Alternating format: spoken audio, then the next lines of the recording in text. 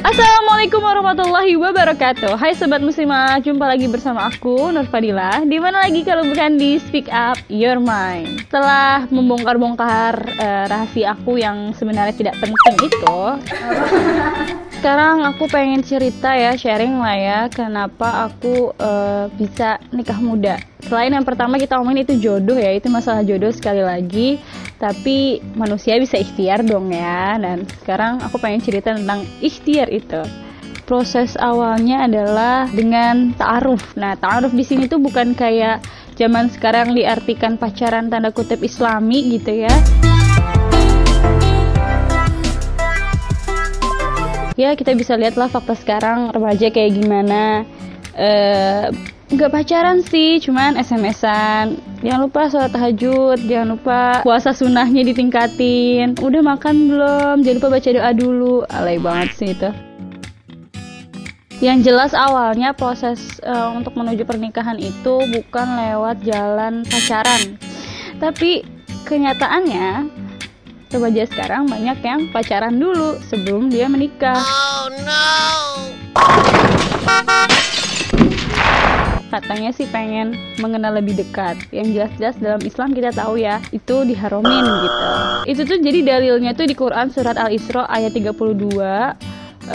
Penggalan ayat itu bunyinya adalah la taqrabuz zina. Janganlah engkau mendekati zina. Mendekati zinanya aja nggak boleh, apalagi zinanya gitu. Nah, aktivitas mendekati zina itu ya pacaran, SMS-an, lihat-lihatan. Dari matamu kulai jatuh cinta. Itu nggak boleh. Makanya tidak pilih jalan itu, karena itu jelas dilarang oleh Allah Subhanahu wa Ta'ala. Aku sih pilih yang sudah Allah atur di dalam kehidupan ini.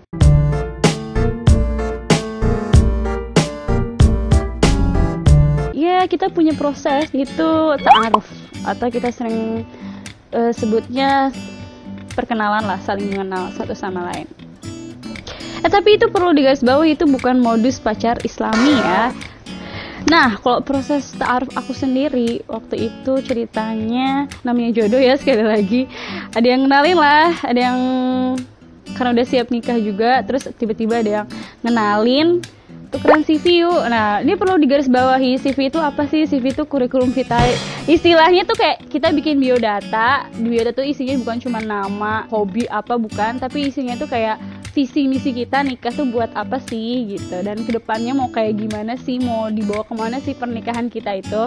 Nah, kita udah saling bikin nih kan, dari pihak laki-lakinya, pihak perempuannya bikin, terus tukeran.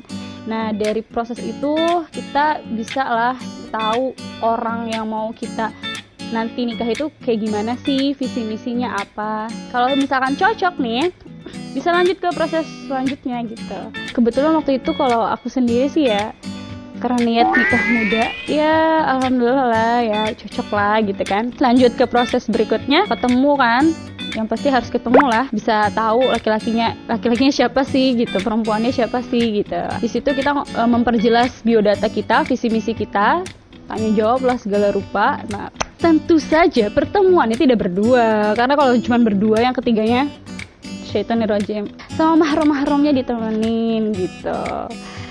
Kalau itu sudah cocok, barulah di situ sang laki-laki, kalau dia juga cocok, menghitbah perempuan itu. Aku menikahimu karena Allah. Gitu deh, dari situ kalau udah cocok, laki-lakinya ngehitbah, perempuannya kalau misalkan mau istikharah dulu, minta waktu boleh, kalau enggak ya, kalau terima ya terima gitu. Nah, kalau aku ya terimalah, orang mau nikah muda. Kalau sobat muslimah semua udah ada keinginan untuk menikah ataupun belum lah, tiba-tiba ada laki-laki yang ngajak pacaran doang, please deh, itu kayak laki-laki nggak serius banget sih gitu kan. Karena laki-laki yang soleh itu bukan ngajak pacaran loh. Laki-laki yang soleh itu adalah yang mengajak kepada kebaikan, yaitu pernikahan yang sejatinya itu justru dimuliakan nantinya oleh Allah Subhanahu wa Ta'ala. Kalau misalkan yang masih sekolah gimana, belum ada keinginan untuk niat nikah. Kalau nggak ada keinginan niat untuk nikah, ya nggak usah lah mikir-mikirin yang kayak gitu loh. Orang juga bilang pacaran tuh haram gitu. Itu sebenarnya kebaikan untuk kita. Bayangkan saja kalau hukum-hukum tadi dilanggar, kejadiannya kayak gimana. kayak fakta remaja saat ini.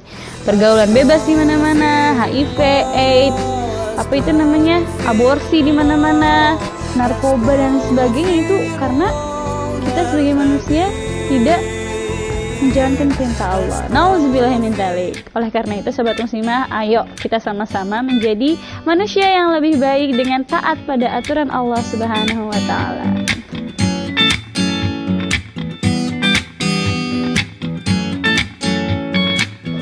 Oke, sekian dari aku. See you next time. Speak up your mind, saatnya remaja bicara, saatnya remaja peduli, dan saatnya remaja bangkit. Allahu Akbar. Yeah.